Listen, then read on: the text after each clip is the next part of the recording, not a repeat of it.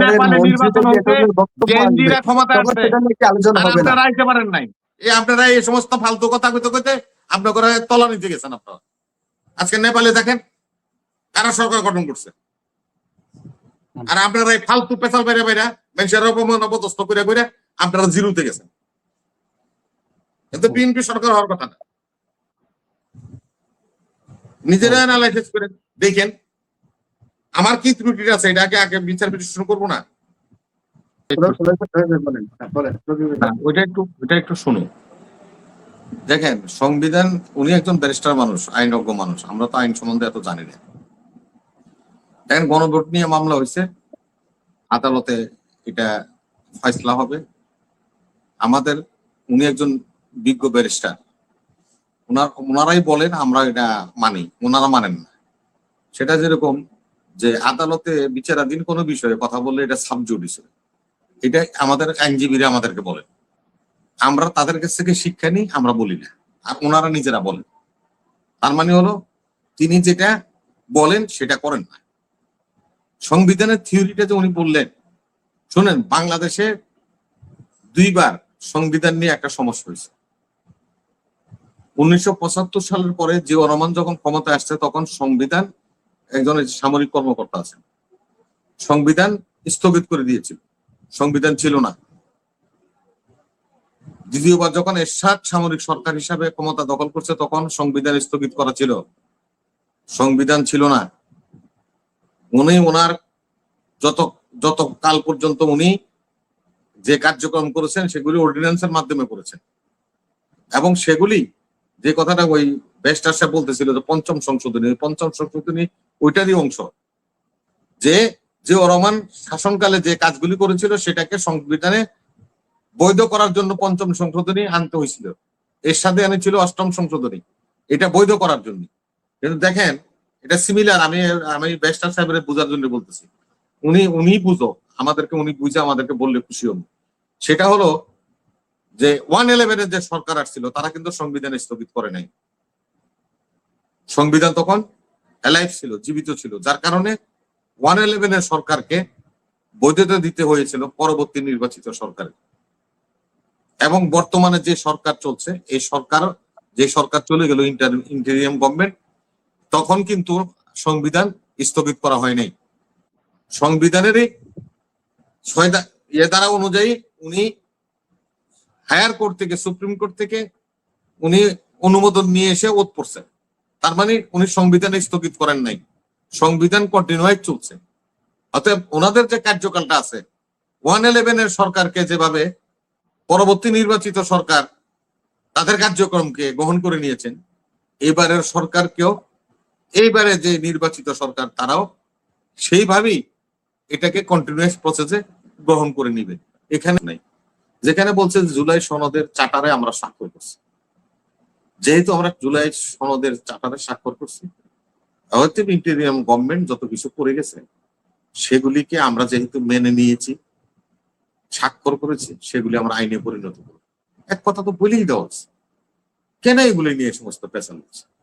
একজন করছে আমরা উগ্রবাদীদেরকে মেন স্ট্রিমে আসতে দিই, আপনি এখন বলেন যে জামাত ইসলামের ক্ষমতায়, জামাত ইসলাম উগ্রবাদী সংগঠন?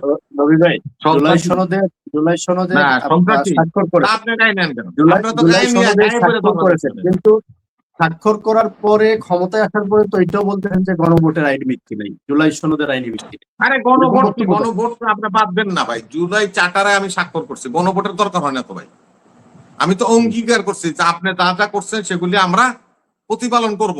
এখন অঙ্গীকার করে যদি আপনি বাস্তবায়ন না করেন, জুলাই চার্টারে তো এটা ছিল যে ডেপুটি স্পিকার হবে বিরোধী দল থেকে, আপনি ডেপুটি স্পিকার বিরোধী দল থেকে দিয়ে বলতেছেন আপনি উদারতা দেখাচ্ছেন, তাহলে আপনি বাস্তবায়ন করবেন কোথায়?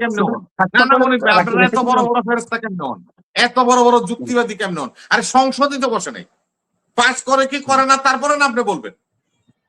আগে সংসদ বসার আগে যখন আপনার শপথ নেওয়ার কথা ছিল আপনি শপথ নেন নাই, সংসদ বসার আগে শপথ নেওয়ার কথা ছিল, শপথ কয়বার নেন? আরে শপথ করছেন ওই ব্যারিস্টার সাহেব রেজিকান শপথ সংবিধান একটি সংস্কার শপথের পরে পরিষদের অন্য শপথ আরেকটি নিতে সিমিলার হবে। শপথ হলে তাহলে পূর্বের নির্বাচন শপথকে কমিশনার বাতিল কেন করিয়া 2টা গণ্য শপথ হইব। করালো? আগে নির্বাচন সংবিধানের কমিশনার মধ্যে লেখা ওনার স্পিকার 2টা শপথ করালো, এটা নিয়ে আপনারা কেন দুইটা কোনো শপথ প্রতিবাদ হয় না, করলেন না? দুইটা। আরে আবার আইন পড়েন, দুইটা শপথ হয় না, চাপাবাজি করেন না, দুইটা শপথ হয় না। ঠিক আছে, ঠিক আছে, 2টা দেখেন শপথ হয় না, কিন্তু সংবিধানে লেখা আছে নির্বাচন তো, কমিশনার যখন 2টা শপথ করালো, একটি শপথ বিরোধী দলের এমপিদেরকে আপনারা কেন প্রতিবাদ করেন নাই? শপথ দুইবার পড়লে পূর্বের শপথ ভঙ্গ হয়ে যাবে। হুম। কেন ভাই মানুষের ভুল তথ্য দেন? অন্তর্বর্তীকালীন সরকারের তো গেজেটই প্রকাশ হয়েছিল যে 2টা শপথ নিতে হবে। আরে উনি গ্যাজেট প্রকাশ করক, তাই বলে কি আমিও কি ফাল দিব নাকি, মরবো নাকি? পিপিলিকার মতো পতঙ্গের মতো আগুনে ঝাঁপ দিব নাকি?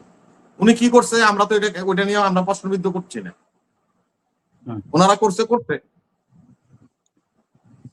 সংবিধান যদি, আমি তো আপনারা বলছি, জিয়াউর রহমান সংবিধান স্থগিত করছে, এরশাদ স্থগিত করছে, মঈনুদ্দিন ফখরুদ্দিন করে নাই, এবং ডক্টর ইউনূস করে নাই। তাহলে সংবিধান কন্টিনিউ হয়ে গেছে, সংবিধানের বাইরে কোনো কাজ করতে পারবে। আপনি সংবিধান বাতিল করে দিচ্ছেন, না করছে কি আপনার? কিন্তু সংবিধান বাতিল করার জন্য ওই সময়টাই দেওয়া হয় নাই। অন্তর্বর্তী সরকারকে কি দেওয়া হয়েছে সংবিধান আপনি বাতিল গেলেন করতে? সুপ্রিম কোর্টে, আপনি শপথ দিবেন কেমনে নিবেন, সুপ্রিম কোর্টের কাছে গেলেন, আপনি ওই সময় কি বিএনপি গেছে নাকি? আপনি শপথ কিভাবে নিবেন সে পরামর্শের জন্য গেলেন হায়ার কোর্টে। হায়ার কোর্ট সংবিধানের বলল যে বাহিরে হয় যাবে না। এমনি শপথ নেওয়া যায়। সংবিধানের 2026-এর নির্বাচনটা কি আছে? 2026-এর নির্বাচনটা কি সংবিধান মেনে হয়েছে? আরে 2026 না, 2026 লাগবে না মিয়া। 24-এর 1 মাস পরেও নির্বাচন হইতে পারে। 24-এ যে নির্বাচন হয়েছিল তার 1 মাস পরেও নির্বাচন হইতে পারে। কেমনে হইতে পারে জানেন? সংসদ যদি বাতিল হয়ে যায় তাহলে অটোমেটিক নির্বাচন হবে। এগুলি বুঝাইয়েন না বাঙালিদের, হাইকোর্ট দেখেন না আপনারা। সংসদ বাতিল হয়েছে, কিন্তু সংবিধান অনুযায়ী 1 মাস পরে নির্বাচন হবে। 1.5 বছরের পরে কিভাবে নির্বাচন হবে? 1.5 বছর অন্তর্বর্তীকালীন সরকার অন্তর্বর্তীকালীন সরকার কি বৈধ সংবিধান অনুযায়ী? অন্তর্বর্তীকালীন সরকার কি বৈধ? অন্তর্বর্তীকালীন সরকার বৈধ? অন্তর্বর্তীকালীন সরকার বৈধ সংবিধান অনুযায়ী? অন্তর্বর্তীকালীন সরকার বৈধ? সংবিধানের স্থগিত হয় নাই তো, সংবিধানের স্থগিত না হলে তো সরকার বৈধ। অন্তর্বর্তীকালীন সরকার কিভাবে বৈধ? সংবিধান অন্তর্বর্তীকালীন সরকার আছে? সংবিধানের স্থগিত হয়েছে না, সংবিধান বাতিল হয়েছে। সংবিধানে অন্তর্বর্তীকালীন সরকার আছে কিনা? সংবিধানে অন্তর্বর্তীকালীন সরকার আছে কিনা? আরে অন্তর্বর্তীকালীন আছে, ওই ব্যারিস্টার সাহেবরা ডাকেন, এই যে সংবিধান দেখাই দিব বুঝলেও। অন্তর্বর্তীকালীন সরকার 1.5 বছর পরে নির্বাচন দিবে, এটা কি সংবিধানে আছে? আরে শোনেন, ক্রাইসিস গভর্নমেন্ট লেখা আছে। সরকারে কোনো কিছু হলে যদি বিলুপ্ত হয় বা চলে যায়, না থাকে, তাহলে ক্রাইসিস পিরিয়ডে রাষ্ট্র পরিচালনার জন্য একটা সরকার হতে পারে। সেই সরকার কি 1.5 বছর ক্ষমতায় থাকবে? 1.5 বছর না, 90 বছর থাকবে। আপনারা থাকতেন নাই তো, ভুল করছেন। 90 বছর থাকতে পারতেন। সংবিধান কয়তো ওনারা আই দেখো না, আমার কাছে ব্যারিস্টার দেয়। মানে এখন আপনি সংবিধানের কথা বলছেন, সংবিধানে যে অন্তর্বর্তীকালীন সরকারও রয়ে গেছে, সবকিছু রয়ে গেছে, শুধু গণভোট এবং জুলাই সনদ সেটার বৈধতা নেই। গণভোট আর জুলাই সনদ দিয়ে তো আমরা কোনো কথা না তো। আরে ভাই, জুলাই সনদের তো আমরা স্বাক্ষর করছি, বরঞ্চ যারা জুলাই সনদের বেনিফিশিয়ারি, যারা জুলাই সনদের মালিক, তারা নিজেরাই সই করে নেই। এটা নিয়ে তো আপনারা প্রশ্ন করেন। আপনি জুলাই সনদ স্বাক্ষর করেছেন, জুলাই সনদে ডেপুটি স্পিকার দেওয়ার বিধান রয়েছে বিরোধী দল থেকে, তাহলে আপনি উদারতা কেন বলছেন? না মনির ভাই, আমার সাথে আপনি ডিবেট করবেন না। আমি কিন্তু ওই ডিবেটের ফিলিয়ার না। আপনারা আমি বলছি যেটা করবেন এটার উত্তর দিবেন, আমিও দিব, আপনিও দিবেন। আপনি বলছেন সংবিধানের আলোকে গণভোট, হ্যাঁ, এবং জুলাই সনদ। আমি বলছি জুলাই সনদের চার্টার আমরা স্বাক্ষর করছি। আমি এটা বাস্তবায়ন করি কি না করি এটা তো দেখবেন, আপনি সময় দিবেন। তো না করলে আপনি আন্দোলন করবেন, সংগ্রাম করবেন, সরকার হটাই দিবেন, অসুবিধা নাই তো, আমি আপনার সাথে থাকবো। এটা সংসদই বসলো না, আপনারা এটা নিয়ে বিতর্ক করতেছেন। সকল বিষয়ে আপনারা বিতর্ক করেন কেন? কারণটা কি?